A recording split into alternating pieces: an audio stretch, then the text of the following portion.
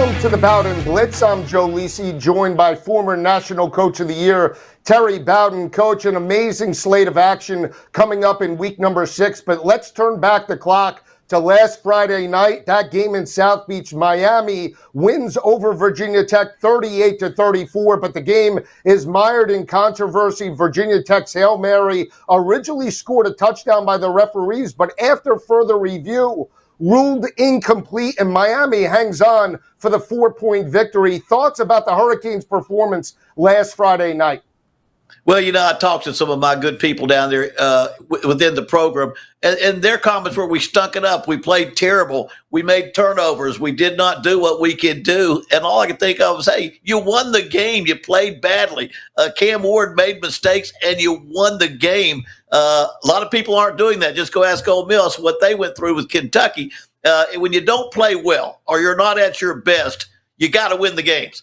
If you can run the table in Miami, really Louisville may be the only game. They'll be favored in every game. The rest of the way, Louisville may be a little bit tougher down the road. But if you can run the table, it don't matter how much you win by, just that you win. I will say this, the Hail Mary, I've never heard that situation. Tell me if I'm wrong, but the referee said since the defender was laying out of bounds and had his hand on the ball was officially dead, although it looked like he caught it to me. Yeah, originally it looked like he caught it to me as well. You saw the ball move after both players hit the ground, and they went to the rules committee and the instant replay review in terms of the control center. It took about 5 minutes, multiple angles. You can make the argument it was a catch. It wasn't a catch, but Miami somehow gets out of there with a victory. And I guess the biggest assessment for Miami wasn't Cam Ward, because he played lights out. Yet again, 343 yards in the win, 4 touchdown passes against the Hokies. The dynamic play in the fourth quarter where it looked like he was going to get sacked. He shovels it to his tight end, put them in a position for the go-ahead score. The biggest concern for me, Coach, was the defense, right? This was an inconsistent offense for Virginia Tech. Kyron Drones and that offense threw for $189 through the air. They rushed for over 200 yards on the ground. Big picture, when you saw both sides of the ball for Miami, how did that defense look to you? Can they go up against the likes of Alabama or Georgia and still make a college football playoff run? No, you got to play good defense. You got to back. You got to play great defense, and you want to get better. That does not mean you're not going to have games where you're just not sharp, where you're not tackling well. And remember, 2 of those turnovers from Miami's went for 7 points. 14 of those came off of turnovers in that game. But you've got to make sure as the season goes along, your defense has got to play better and better, because as you get to a conference championship or the playoffs, you're going to have some great teams. But let me say this about Cam Ward. You mentioned it. The play he made in the fourth quarter on that shuffle pass to the tight end, he's the only quarterback in America that can make that play. He's the only one in America that can make that play, and that tells you how good he is. And that might be his Heisman moment, right? That when we look back at Miami's season, this was a game that last year Mario Cristobal and the Hurricanes could have lost. Go back to Georgia Tech, where they had Georgia Tech dead to rights, and the coaching mistake at the end cost them that victory. In years past, Miami would lose a game like that. Now they win, they're undefeated, and they have an upcoming game on the West Coast against Cal. We'll touch on that a little bit later in the show. Let's turn our attention to SMU, right? We brought up Florida State, and Florida State is reeling right now. 1-4 overall. They go on the road and get absolutely boat raced by the Mustangs, 42-16. But bigger picture, DJU gets hurt. He throws 3 interceptions in that loss. The defense allowed 204 rushing yards to SMU. Mike Norvell, I believe, is on the hot seat. But bigger picture, what do they do with the quarterback situation? Brock Glenn will get the start this week, but we know DJU wasn't the answer for the offense this season. But you have to go with Brock Glenn. There's no more reason to go any further with DJU. Not only does they don't think he's probably the guy, he doesn't think he's the guy. And this is the right time for him to have a shoulder injury and to go with the other player, the sophomore from FSU, who played the last games against Louisville last year and won, then lost badly against Georgia. But he's coming back. It's something different. I don't think they think he's the answer. They wouldn't have gone to DJU if they did, but they need to do something, because as you just said, it went to a bad season to one Mike Norvell's got to worry about finding victories or they get so far down, you don't know what the fans are going to do or the alumni are going to do in making decisions like that. That's a program that wants to be an elite championship type program. They can't have a faltering season where they win almost nothing. Yeah, I agree. And here's the other thing, and I want to get the coach's aspect on it. It's one thing if they're playing well and still losing games, right? The game a couple of weeks ago against California, the defense found a way to grind that victory out. But go to this loss. They 3 of 12 on third down conversions. They commit 10 penalties for 79 yards. The turnovers, they're not winning the turnover battle. These are all coachable things that the team can maybe, progress on, and they're regressing from week number 1. So that falls on the coaching staff, right? So now they have a rivalry game with Clemson. They haven't defeated the Tigers in Tallahassee since 2014. What needs to be done from a coaching aspect to at least righten the ship and get this team back to 500? They've just got to play one play at a time, not one game at a time, one play at a time, and do the best you can do and try to keep these players' heads in the game. The situation that may be evolving is all these NILs. When you have a team with a lot of guys that portal in, they're on an NIL, and all of a sudden, and they came there not just to make the money, which they did, they want to win and play for a championship. They don't grow up loving FSU. They don't grow up loving the alma mater or the colors or the Seminoles. They grow up. They got a good money deal, and now they're playing somewhere where they thought they would play for a championship. Once that's out the door, you got to wonder what their incentive is to play and to play hard. Because when it comes down to being a great team, you've got to play hard every snap for that team that you're part of because you have an emotional attachment to it. I just wonder if that's part of the problem.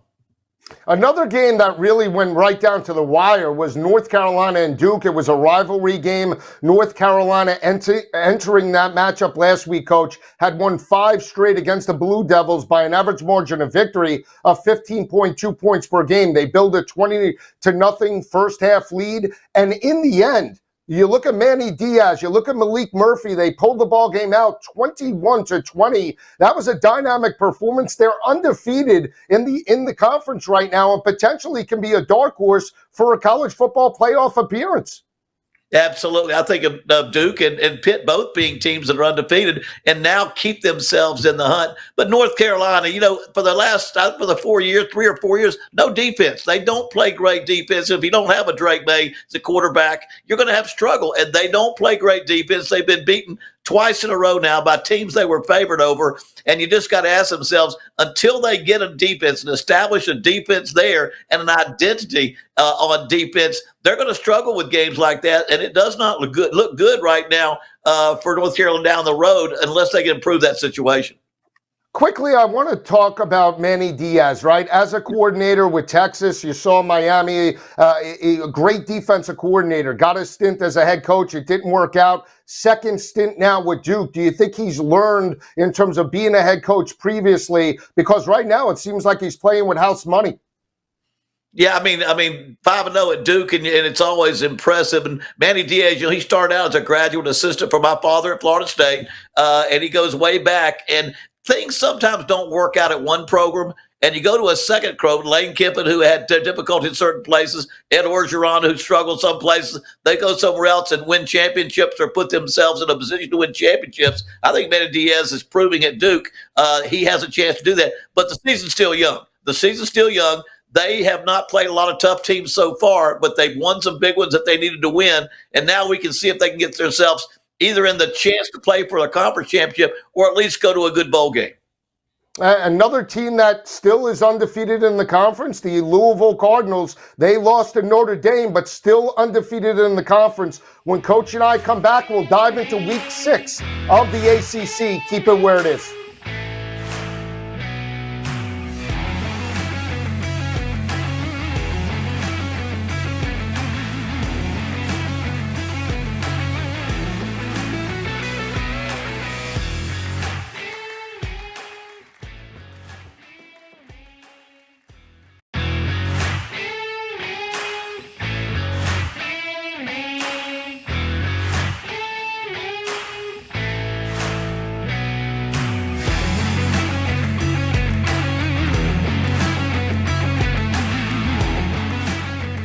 Back on the Bowden Blitz ACC edition, Joe Lisi and Terry Bowden breaking down week number 6 in the conference. At the start of the year, Coach, Clemson, Florida State looked to be the two best teams in regards to the ACC. Now in week number 6, there's one team clearly headed for potentially an ACC title, and that's the Clemson Tigers. Only one loss on the regular season to Georgia week number 1.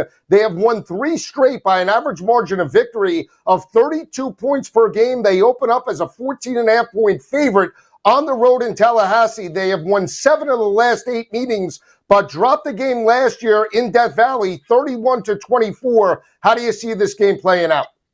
Well, you know, this is a team, and you got to give Dabo Swinney credit because there were a lot of people thought that they've lost it. They don't have that edge they used to have, that culture they used to have. But you know what? Other than the second half against Georgia, they played magnificently, and they played great defense. And the most important thing is they become explosive on offense. They go for the throat. They go over top. They try to score from any place on the field, and that's the dynamic offense that they had back when Tony Ellett was the offensive coordinator, and they had Trevor Lawrence as a quarterback. And what I saw when I was over there as an analyst, and so they are on fire. And you've got to admit they are the team I think in the conference that has the best chance to go out there and line up against Miami for the conference championship.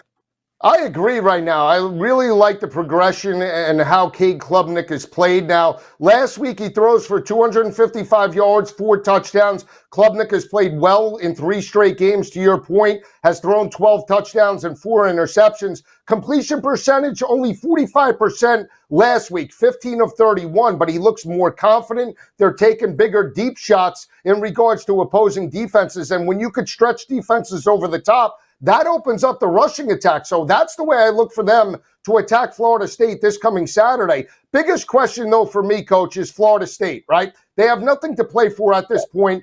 A conference championship most likely out the window, quarterback hurt. But for Mike Norvell to potentially elevate this team, this has to be like their Super Bowl, right? The college football playoff. They're playing at home, 8 o'clock at night in regards to Tallahassee. You have to believe he pulls out all the stops to potentially strike the upset. Got to, because right now they're at a I don't want to say a turning point in their program where they've got to show the fans something. They got to show their alumni something, and were so good last year. I'm a big Mike Norvell fan just because of the way he's done the program and built that program back up to the top. But this has been a disaster of a season. But this game's critical. If Clemson were to blow them out and they would go through that, you got to wonder if they've got enough confidence to pull a win or two out down the road. And that's a scary type of record that you might have with one victory so far in the season. So very important. This game is very important. And not that Florida State wins. I don't think they can win the game. But can they keep it close? Can they keep Clemson from just blowing them off the field? And that's going to be something that we've got to watch for. I think when you see the total as well, 47.5, if they were to get over that, you would think Cade Klubnik and that game type of style favors Clemson and their offense, right? They're more balanced. They have the better passing attack and the better quarterback heading into this matchup. If we're to under the 47.5, that would potentially lean to Florida State, that ugly type of game where they grinded it out against Cal, where they ran the football, limited possessions, and try to steal it in regards to the fourth quarter. The question that I have regarding Florida State as well and how potentially Clemson might attack, even though Klubnik is playing dynamic, you got to believe the rushing attack with Phil Maffa and the offensive line of Clemson. If Florida State's given up 200 yards on the ground to the likes of potentially SMU, you got to believe Clemson wants to attack with the rushing attack first, maybe. Well, you know, remember now, when you throw the deep ball, the explosive play, those safeties are playing more on their heels instead of on their toes. Their first step is backwards because they're worried about the deep ball. And I think Clemson needs to keep doing that, but that has to be mixed with the running attack. That has to come out and make the running attack better. You mentioned that their quarterback was not throwing the high percentage that you see in some of these other schools because they go deep, play action, go deep. But what that's got to do is open up the running attack because you have to have a good combination of run and pass as you get toward the conference championships and the playoffs. You can't just throw the football. You can't just run it. You got to mix them together and be diverse in both sides passing and the running. I agree. And when you look at Clemson as well, I think the biggest thing from a defensive perspective, Coach, in regards to maybe what we didn't see as much last year is the front seven. When Brett Venables was coaching that defense. They averaged basically 47 total sacks per year for about 8 or 9 seasons, especially led them to 2 national championships. They tailed off last year in the 30s, and now through 5 games, they have 18 total sacks. That front seven is getting quarterback pressures. That's going to be very difficult for Florida State to score points, right? They're going to have to stay in manageable third down type of situations. And when you only convert 3 of 12 last week against SMU, we know this is a potentially different animal in Clemson. How do you see Florida State potentially attacking this defense?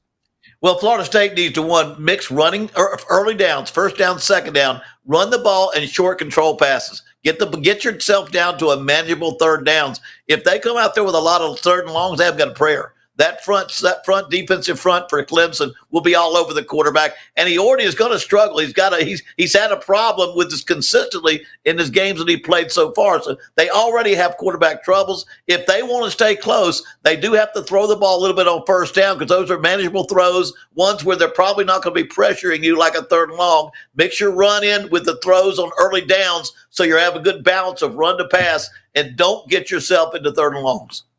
Coach, I want to bring up before we transition, Cade Klubnik. He's not mentioned in regards to the Heisman. 12 touchdowns, like I mentioned, 4 interceptions. But if he leads this team to a potential 11-1 record, starts putting up, let's say, 35 touchdown passes, do you think he should be mentioned with Cam Ward? Or right now, Cam Ward, Jalen Milroe are right in the running as the front runners. Can Klubnik get back into this thing to potentially get to New York? Oh, I think if he gets himself into the conference championship and his late season numbers are good, you got to remember there's a lot of football to be played. I think of viewers too at Texas. He's been sitting on the bench, and he has a chance to play the second half and get themselves to a championship. So I think Klubnik, they have to continue to go on and win the football game, gets that team into a conference championship, because there's 2 things a Heisman quarterback needs to have: either an incredible stats, like you saw last year at LSU, or an incredible season. And you don't have to have both of them. If you can take your team to a great year and a great finish, you got a chance for that Heisman, unless that running back over at Boise State doesn't win it. We'll come back with more ACC action.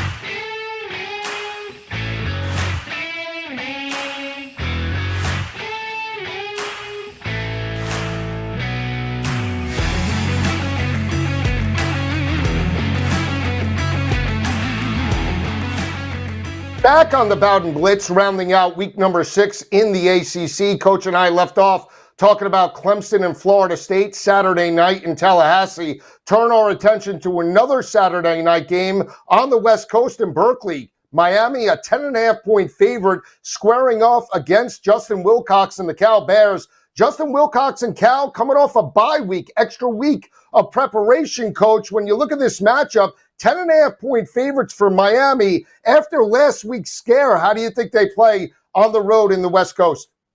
Well, that on the road travel is going to be tough. And I think I looked at that game, 10 o'clock, 9:30 Eastern time. That's a late game for those players getting on that clock and that jet lag. Going to be interesting to see how they handle the distance and the change in the way you have to prepare for a football game in that game. But Miami is coming off a game where they know this one's important. Miami needs to know they need some quality, good look points to win big, to win pretty. Because I'm going to tell you something. When it comes down to the 12 teams for the playoff or getting to a conference championship or maybe running the table, you want to have games that are pretty, games that get votes early to put you in a position. I think Miami goes out there and has a great football game because they didn't play great last week. The coaches have no problem getting their attention this week, and they're a better football team than Cal. They've got a quarterback that can make things happen and take the game in control all by himself. So, again, the travel concerns you. The fact that Miami did not play their best last week and won, I think they come back, had great attention during the week, has a great ball game out there, and comes away with a good victory over Cal. I'm going to shock you. I actually think this game is going to be a little bit lower scoring. I think Cal might be in it in regards to the spread aspect just because of their defense right now. They're only giving up 12.8 points per game, holding opposing offenses, coach, to around 105 rushing yards per game, play very good in regards to third down defense, and they've held opposing quarterbacks to 182 passing yards per game, but more importantly, 51% completion percentage. So if they can at least limit Cam Ward, force him to methodically work down the field, take time and possession, just the way they did in regards to the Florida State game, I think they'll be in it. But I really like the under 54.5 from the defensive perspective because I think that's the only way Cal could potentially strike the upset. Well, they are going to have to slow down the passing because Cam Ward has come out week in and week out and had incredible numbers in the passing game. They've got exciting receivers. They've got a dynamic offense, a good offensive line, and he finds a way to make plays. And so I think he's going to score points. Now, I mean, are they going to beat the odds and beat the line? I think they will. I think they will against Cal because I think Miami will come back from last week and have a big, big game, and I think their defense will play well. When you look at the performance last Friday night where they were sloppy on both sides of the ball, as Mario Cristobal, and if you were on that staff, what's the biggest thing that you want to obviously preach to your team going into a tough environment? Berkeley, we know upsets have been there in regards to the Pac-12 when the Bears were a member of that conference. What's the biggest thing that they have to stress? Is it turnovers? Is it the ability to stay within the game plan? From your aspect, the coach's aspect, what do you feel is the biggest factor? Well, I mean, anytime you go into a game you're supposed to win, there's two things that can get you beat: turnovers and explosive plays. You've got to make sure you don't give up the one-play drive that changes the outcome. You don't turn the ball over and give the other team more at-bats than they need to have or should have, which Cam Ward and the offense did last week. So go in there and make sure you don't turn the ball over. Don't give up explosive plays. If they're going to run the football, they may keep it closer. They may beat the line on the game, but they're not going to beat you if you do those things. Then I would show them that Ole Miss video a couple times. I might show them that Ole Miss game and let them see what can happen if you don't play well against one of these 3-1 teams, these mid-conference teams that are not on the top 10 in America, but they're that next level. They're the ones that are going to beat you. So many of these teams that are top 10, they get ready for other top 10 teams, but they're not ready for a team that is 10-25 or right around that 3-1 type of record. You better be ready for those games because in this day and age, those kind of teams can beat you. Last game in the conference for the week, surprising Pitt, 5-0, taking on North Carolina. North Carolina has won 2 straight in the series, and they've been higher scoring games. How do you see this game playing out, Coach? Well, they had Drake Mays. They had a different quarterback. They don't have a quarterback right now like that, and their defense has not been good. The one thing that Mac Brown has to accept is they have not had good defense since he's been there. They've had some great quarterback play, and they've outscored some people. They've had a couple of tough losses. I'm going to tell you, Pitt right now is confident. They're feeling good about themselves. They beat some poor teams very badly. Youngstown State, I think they put 73 on last week. But I think Pitt is riding their confidence. And just remember what a couple of years ago they played for the conference championship. This team knows what winning is all about. That year, last year, they're riding. I think they'll do a good job. I think they win the game. We'll see you next week on the Bowden Blitz.